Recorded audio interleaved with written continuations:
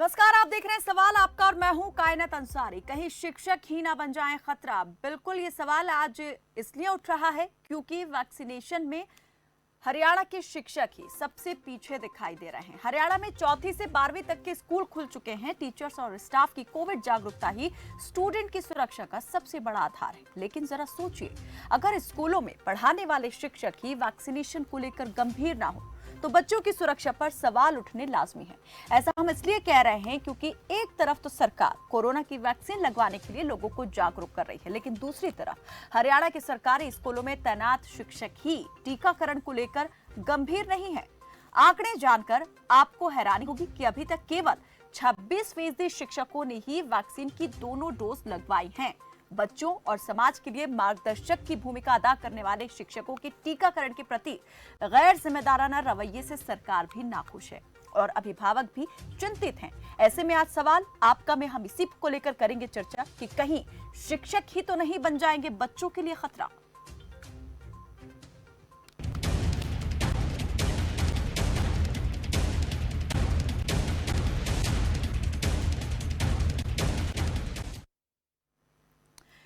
School खोलने से पहले हरियाणा सरकार का लक्ष्य था कि शिक्षकों को टीका लगवाकर सुरक्षित घेरे में लिया जाए, लेकिन ऐसा नहीं हो पाया और दोनों डोज लेने वाले शिक्षकों की संख्या भी काफी कम है।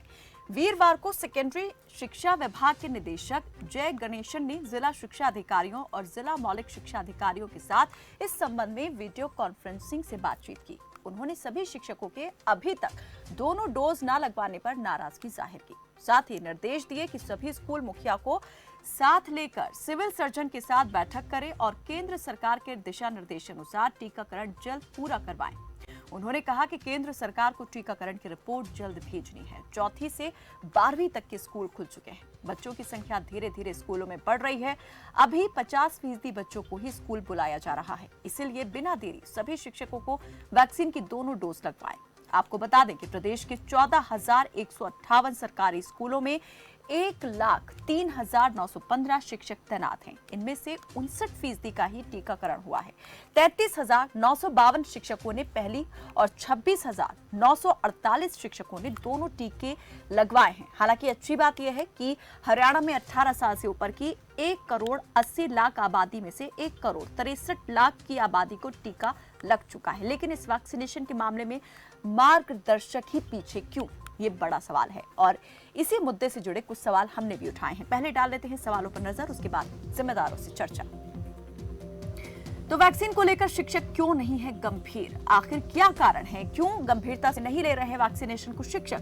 वैक्सीनेशन के मामले में मार्गदर्शक ही आखिर पीछे क्यों हैं, जिन्हें समाज का मार्गदर्शन करना चाहिए कि टीका क्यों जरूरी है, वही आखिर इस मामले में पीछे क्यों? शिक्षक नहीं लगवाएंगे वैक्सीन तो स्टूडेंट्स कैसे होंगे सुरक्षित? ये बड़ा सवाल है, क्योंकि अगर शिक्षक मान लीजिए संक्रमित हो जाता है तो बच्चों को संक्रमण आसानी से फैल सकता है। स्कूल खुलने से पहले सभी शिक्षकों का वैक्सीनेशन क्यों नहीं किया गया? कहां से चूक हुई? किसकी लापरवाही रही? संभावित तीसरी लहर से पहले ये गैर जिम्मेदाराना रवैया क्यों और इसके लिए जिम्मेदार कौन? ये भी सवाल अपने आप में उठ रहा है और बड़ा है। सवाल आपका में आप हमारे साथ हर बार की तरह जुड़ सकते हैं और नंबर आपके टीवी स्क्रीन पर लगातार फ्लैश होते रहेंगे। ये नंबर आपके टीवी स्क्रीन पर नोट कर लीजिए, क्योंकि ये सवाल हर उस अभिभावक के लिए बड़ा और अहम हो जाता है जिसका बच्चा इस वक्त जो है स्कूल जाना शुरू कर चुका है या स्कूल जाने की कतार में है। और इस पर ज्यादा बातचीत के लिए हमारे साथ जुड़ गए हैं वरिष्ठ अध्यापक सुखबीर सिंह और बीजेपी प्रवक्ता वंदना पोपली। आप दोनों का ही बहुत स्वागत है हमारे साथ इस बातचीत में जुड़ने के लिए। सबसे पहले सवाल वंदना पोपली, बीजेपी की प्रवक्ता है हमारे साथ, उनसे करना चाहेंगे। वंदना जी, आखिर इस मामले में ढिलाई कहां से हुई? सरकार ने पहले ये कहा था कि सभी शिक्षकों का टीकाकरण सुनिश्चित किया जाएगा, ये आखिर सुनिश्चित क्यों नहीं किया गया कि सभी शिक्षक वैक्सीनेटेड हो गए हैं या नहीं हुए हैं? उसके बाद ही स्कूल खोलने पर फैसला होना था। देखिए कायनात जी, जो आपका कंसर्न है वो कहीं ना कहीं सरकार की भी कंसर्न बन जाता है, क्योंकि यहाँ पर बात हमारे भविष्य की है, हमारे बच्चों की है। अगर जो बच्चे हैं वो स्कूल में पढ़ने के लिए जा रहे हैं तो उनकी सुरक्षा की पूरी जिम्मेदारी जो है हमारी हो जाती है। आप देखेंगे कि जब वो बच्चे स्कूल में गए तो सबसे पहले स्कूलों को सैनिटाइज कराना और बाकी सब फैसिलिटीज जो है वो उपलब्ध कराना हमारी प्राथमिकता रही थी। लेकिन साथ के साथ एक इम्पोर्टेंट बात ये भी है कि अगर वो ऐसे किसी शिक्षक के संपर्क में आ जाते हैं जो वैक्सीनेटेड नहीं है और उसको कोरोना हो जाता है, तो उनका खतरा कहीं ना कहीं बढ़ जाता है। इसी को देखते हुए हमने लगातार जो है जब हमने स्कूल खोले तब भी हमने जितने भी शिक्षक हैं उनको कहा कि अपने अफसर ऐप पर इसको मेंशन करिए या MI पोर्टल पे आप इसको मेंशन करिए कि आप वैक्सीनेटेड हैं या नहीं है, उसको जल्दी से जल्दी वैक्सीनेशन कराने की भी सलाह दी गई। मैं अपनी सरकार की तरफ से आपको बताना चाहती हूँ कि हमारी तरफ से कोई कमी नहीं छोड़ी गई। अभी 2 दिन पहले भी क्लस्टर वाइज जो स्कूलों के अंदर वैक्सीनेशन कैंप लगाए गए। आप ये देखिए कि केंद्र सरकार की तरफ से ये आदेश थे कि डिस्ट्रिक्ट लेवल पर एक टीचर्स को वैक्सीनेशन लगाने का एक रोड मैप तैयार करना चाहिए। हम डिस्ट्रिक्ट लेवल से भी आगे बढ़ गए, हमने उसको क्लस्टर लेवल पर लेकर गए। क्लस्टर लेवल का मतलब है कि एक क्लस्टर में 4, 5, 6, 7 के करीब जो स्कूल हैं वो आते हैं और हमारा उद्देश्य ये था कि टीचर्स तो हैं वो तो अपने आप को वैक्सीनेट कराएं ही, साथ में जो आसपास के जो अभिभावक हैं या जो लोग रहते हैं वो भी अपने आप को वैक्सीनेट करा सके। तो जब वैक्सीनेशन के कहते हैं द्वार पे पहुंच गई, उसके बावजूद भी वैक्सीनेशन नहीं लगाना कहीं ना कहीं प्रश्न चिन्ह जरूर खड़ा करता है। ये प्रश्न चिन्ह, ये लापरवाही सिर्फ शिक्षकों की नहीं। वंदना जी आएंगे, ठीक है, इस पर बात हम करेंगे, कुछ दर्शक भी जुड़ गए। जी जी, मैंने भी अपने लेवल पे जब जानकारी जानना चाहिए कि ऐसा क्या कारण है कि जो टीचर्स हैं वो वैक्सीनेट क्यों नहीं हो रहे हैं या क्या कारण है, तो बहुत सारे टीचर जो कोरोना पीड़ित हो गए थे उनको जो है एंटीबॉडीज अभी तक बने हुए हैं, तो शायद वो कहीं ना कहीं कुछ टीचर ऐसे हो सकते हैं जो लापरवाही माफ कीजिएगा जो देर कर रहे हों, लेकिन कुछ लापरवाही के किस्से भी है कि जिसमें टीचर्स जो हैं वो लापरवाही दिखा रहे हैं।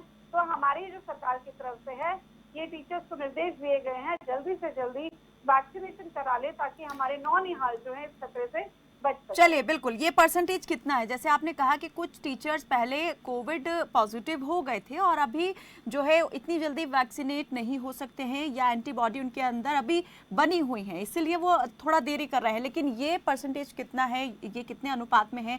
और आगे जो जितने शिक्षक, जैसे आपने खुद कहा कि लापरवाही बरत रहे हैं, ये लापरवाही बरतने वाले कितने हैं, इनका परसेंटेज कितना है, इस पर हम बात करेंगे। और सरकार ने स्कूल खोलने से पहले क्या इन सारी चीज़ों को देखा परखा कि जो शिक्षक स्कूल में आ रहे हैं क्या वो वैक्सीनेटेड हो गए हैं या फिर वैक्सीन लेने की कतार में हैं, इस पर कितना ध्यान दिया गया, इस पर हम बात करेंगे। कुछ दर्शक जुड़ गए हैं। आरसी शर्मा कालका से हमारे साथ जुड़े हैं, रणवीर रोहतक से जुड़े हैं। आरसी जी स्वागत है आपका, रखें अपनी बात। Ma'am good evening. ये जो फास्ट टीवी चैनल आपका बहुत अच्छा है, लोगों को अपनी बात कहने का जो मौका मिलता है वो बहुत शुक्रिया आपका।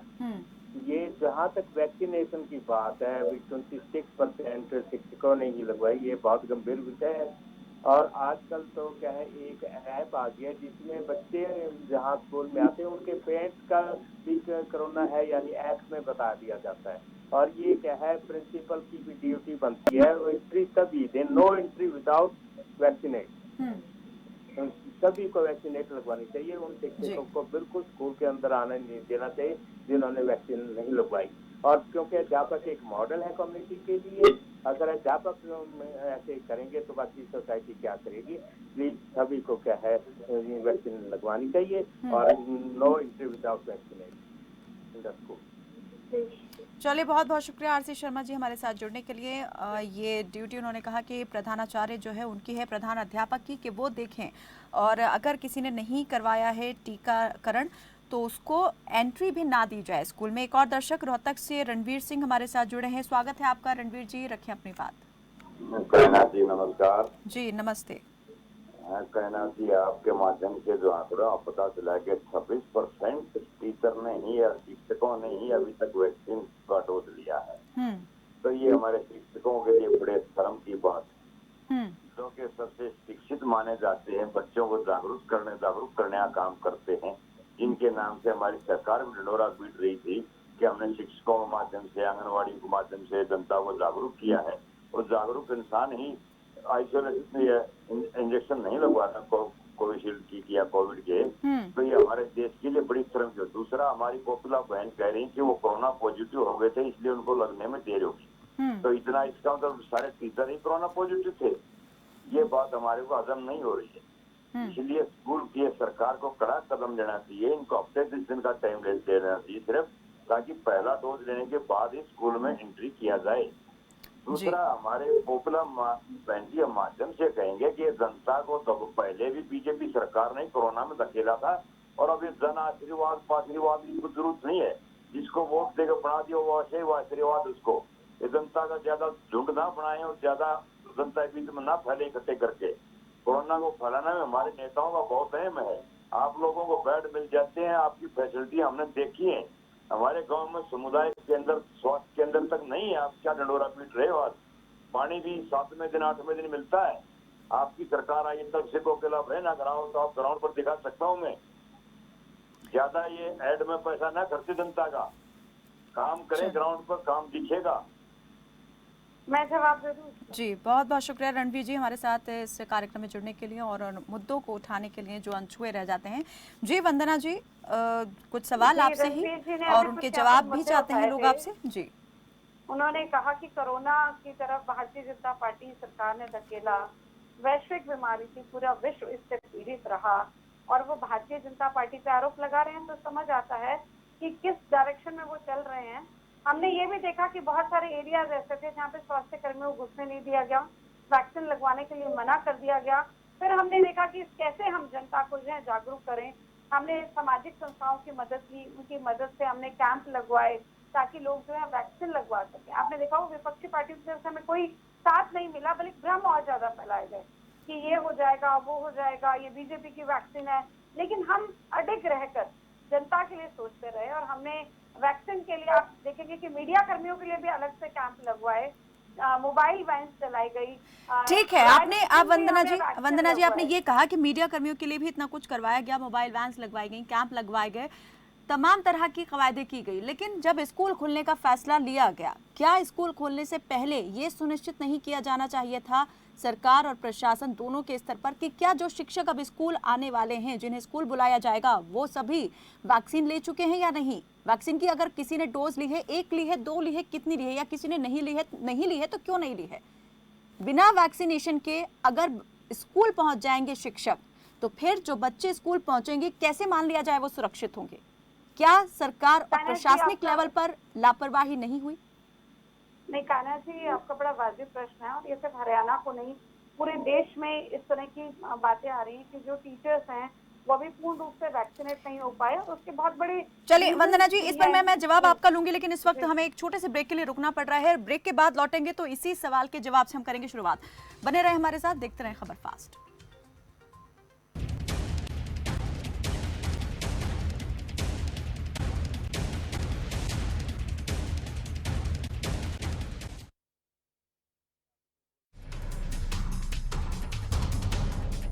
कोरोना काल में हरियाणा सरकार के बढ़ते कदम।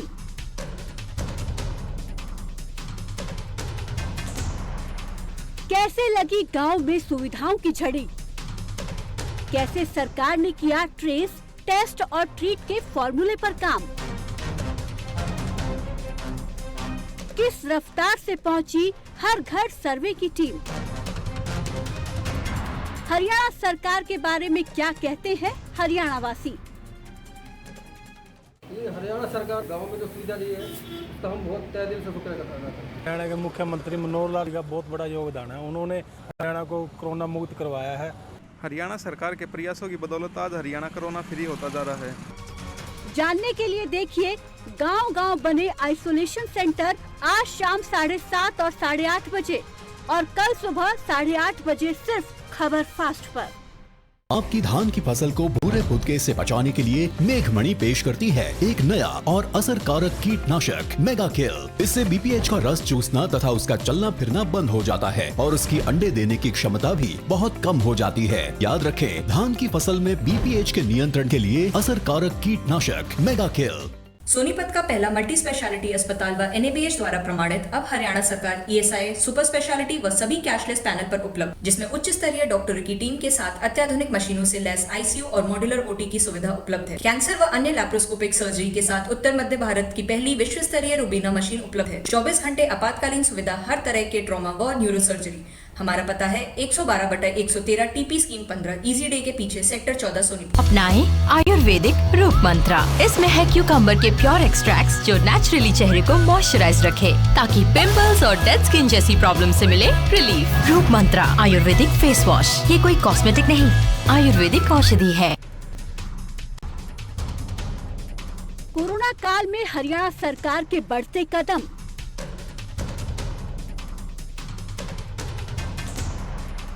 कैसे लगी गांव में सुविधाओं की झड़ी?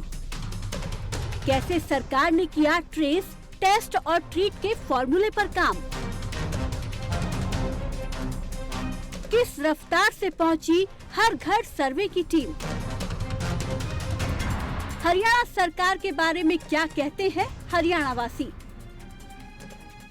ये हरियाणा सरकार गाँव में जो सुविधा दी है तो हम बहुत तय दिल से शुक्र करना चाहते हैं। हरियाणा के मुख्यमंत्री मनोहर लाल का बहुत बड़ा योगदान है। उन्होंने हरियाणा को कोरोना मुक्त करवाया है। हरियाणा सरकार के प्रयासों की बदौलत आज हरियाणा कोरोना फ्री होता जा रहा है। जानने के लिए देखिए गांव-गांव बने आइसोलेशन सेंटर आज शाम 7:30 और 8:30 बजे और कल सुबह 8:30 बजे सिर्फ खबर फास्ट।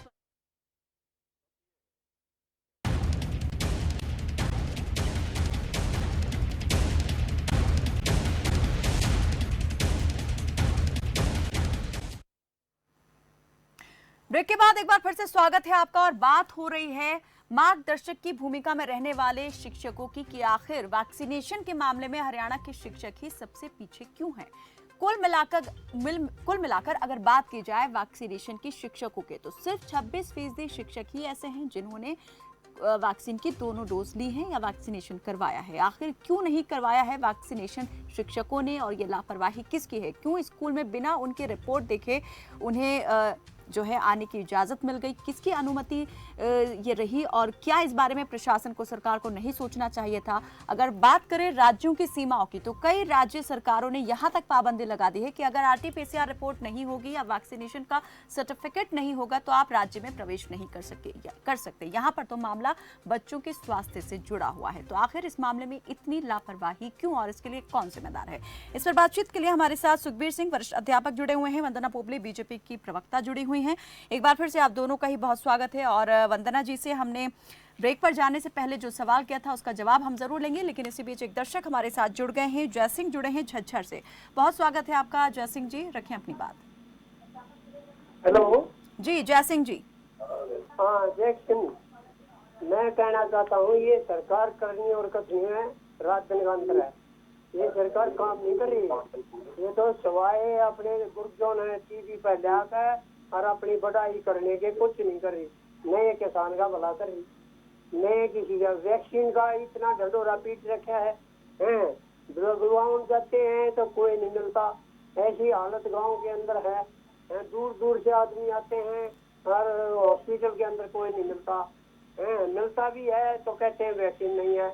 और ये सरकार इनका ढंढोरा पीट रही है, हमने ये कर दिया वो कर दिया। करनी और करतनी में इनकी में रात दिन का अंतर है। आए सिर्फ इन अपना प्रचार करने से मतलब है कि आपने दल्ले खड़े कर देते हैं टीवी पे और वे कहते हैं मनोहर सरकार ऐसी है वैसी है। कुछ नहीं है सरकार, ये सरकार ना किसी गरीब की ना अमीर की, ये किसी की नहीं है, ये तो चंद आदमियों की है। क्या आपके वहाँ भी वैक्सीनेशन केंद्र को लेकर दिक्कतें सामने आ रही हैं? टीकाकरण केंद्र था है या नहीं है? के बारे में मैं कहना चाहता हूँ कि वैक्सीन में जो है ना जितना ये प्रचार कर रहे हैं इतना नहीं है, लोग धक्के खाते फिर रहे हैं। और मैं बताऊं दूसरी लहर के अंदर गाँव मांडोती के अंदर 67 आदमियों की मृत्यु हुई, कोई देखने तक नहीं आया, एक आदमी भी सरकार का नुमाइंदा नहीं पहुंचा। और दूसरी लहर में 67 आदमी शमशान भूमि में दफनाने के लिए भी जगह नहीं मिली। ये कौन से गांव की बात कर रहे हैं आप जय सिंह जी? कौन से गांव की बात? मांडोती गाँव की बात कर रहे हैं। मांडोती, हाँ जी। चलिए बहुत बहुत शुक्रिया जय सिंह जी हमारे साथ इस बातचीत में जुड़ने के लिए। सुखबीर जी आऊंगी आपके पास भी। बहुत देर से आप मतलब इस प्रोग्राम में हमारे साथ जुड़े हुए हैं लेकिन आपका पक्ष में अभी नहीं ले पा रही हूँ। बिल्कुल अभी आके थोड़ी सी देर में ही आपकी तरफ भी आएंगे और आपसे बातचीत करेंगे। जी वंदना जी, पहले तो उस सवाल का जवाब जो मैंने आपसे किया था कि क्या इस बारे में और ज़्यादा ध्यान देने की ज़रूरत नहीं थी? जिम्मेदारी तय तो होनी चाहिए, सभी की होनी चाहिए। देखिए सबसे पहले कहना जी, मैं आपके जितने भी डिबेट्स होते हैं उनकी बहुत तारीफ करती हूँ क्योंकि एक बहुत अच्छे इंटेलेक्चुअल लेवल पर डिबेट्स होती हैं और फैक्ट्स पे हम बात करते हैं। अगर कहीं पर कोई चीज गलत हो रही है तो उसको मानने में भी कोई गुरेज नहीं होता है। लेकिन जिस तरह से आज की डिबेट चल रही है कि वो लोग जो अपना राजनीतिक एजेंडा फिक्स करके फोन कर रहे हैं और जिस तरह की बात कर रहे हैं मुझे लगता है आपको उनको टोकना चाहिए था। क्योंकि यहाँ पे वैक्सीनेशन की बात हो रही है, आप इतना समझते होंगे कि सबसे बेहतर कंडीशन में हम लोग हैं पूरे विश्व में वैक्सीनेट करने में। हमने सबसे पहले वैक्सीनेशन जो है हम उम्मीद नहीं कर सकते थे कि भारत भी कभी वैक्सीन की खोज कर सकता था। वैक्सीन हमने डेवलप करने के बाद इतनी बड़ी पॉपुलेशन को लगाना, हम बाकी कितने देशों से आगे, और 1-1 करोड़ एक दिन में लग रही है। उसके बाद भी अगर इनको अपना पॉलिटिकल एजेंडा यहाँ पर आकर करना है तो उसमें मैं कुछ कर नहीं ठीक है वंदना जी, हर एक व्यक्ति का अपना अपना पक्ष है, उन्होंने अपनी बात रखी है, आपको बात रखने के लिए भी पूरा मौका हम दे रहे हैं। यहाँ पर ये मंच सभी के लिए है, तो यहाँ हम यही पूछना चाह रहे हैं बात उठाने की। और दूसरी बात जो आप कह रहे थे कि शिक्षकों को स्कूल में जाने से पहले, आप ये देखिए एक समय ऐसा था कि मैं इस समय मानती हूँ कि पूरे भारत में अभी ऐसा कोई भी स्टेट नहीं होगा जहाँ पे 100% जो है वैक्सीनेट हो चुके हों। लेकिन अभी स्पीड बढ़ी है। हमने पहले ही कहा था कि अभी थोड़ी सी कमी आई है, लेकिन अगस्त सितंबर में स्पीड बढ़ेगी। और वो स्पीड बढ़ी है तो आपने अभी खुद जिक्र किया 1 करोड़ 80 लाख जो हैं वो लोग जिनको वैक्सीन लगनी थी, वहाँ पर 1 करोड़ 63 लाख लोगों को वैक्सीन लग चुकी है। और आप जो 26% बता रहे हैं, लेकिन वंदना जी हम शिक्षकों की बात कर रहे हैं, शिक्षक जो पता नहीं कितने ही बच्चों के संपर्क में आते हैं, क्या इस वर्ग को पहले कवर नहीं करना चाहिए था? वरिष्ठ अध्यापक जुड़े सुखबीर सिंह जी। सुखबीर जी, आखिर क्या वजह है, क्यों नहीं करवा रहे हैं शिक्षक वैक्सीनेशन? कायनात मैडम, आपको नमस्कार सबसे पहले। जी नमस्ते। इसके लिए कई कारण हो सकते हैं, जैसा कि मैम पोगली ने बताया कि सरकार ने काफी कोशिशें की हैं वैक्सीनेशन करने के लिए, अध्यापकों को और बच्चों को भी और अन्य नागरिकों को भी। लेकिन कई बार ऐसी स्थिति आ जाती है कि जब हम किसी वैक्सीनेशन सेंटर पर जाते हैं तो वहां पर वैक्सीन अवेलेबल नहीं हो पाती। तो जैसा कि मेरे अभी दर्शक भाई ने बताया, मैं सिर्फ ये जानना चाह रही हूँ सुखबीर सिंह जी, ठीक है वैक्सीनेशन सेंटर अगर उपलब्ध नहीं है, कई स्कूलों में वैक्सीनेशन सेंटर बनाए गए थे, ये आप भी जानते हैं, तो अगर स्कूलों में वैक्सीनेशन सेंटर बन सकते हैं तो क्या स्कूल खोलने की डेट से कुछ वक्त पहले ही वहीं पर शिक्षकों को वैक्सीनेट नहीं किया जा सकता था? जी मैम, किया जा सकता था, लेकिन इसमें थोड़ी सी शिक्षा विभाग की भी कमी रही है। मेरा कहने का मतलब ये है कि शिक्षा विभाग अगर ये इसको कंपलसरी करता सभी के लिए और उनसे डाटा मंगवाता सभी प्रिंसिपल से, सभी शिक्षा अधिकारियों से कि भाई आपके एरिया में जितने भी स्कूल्स आते हैं उनके अध्यापकों को वैक्सीन लगी है या नहीं लगी है, कम से कम हमारा डाटा दिया जाए, तो ऐसा मुझे नहीं लगता कि कोई डाटा सरकार या शिक्षा विभाग के द्वारा एकत्रित किया गया है। क्योंकि अगर ऐसा होता तो सभी के सभी शिक्षकों को अब तक वैक्सीन लग चुकी होती।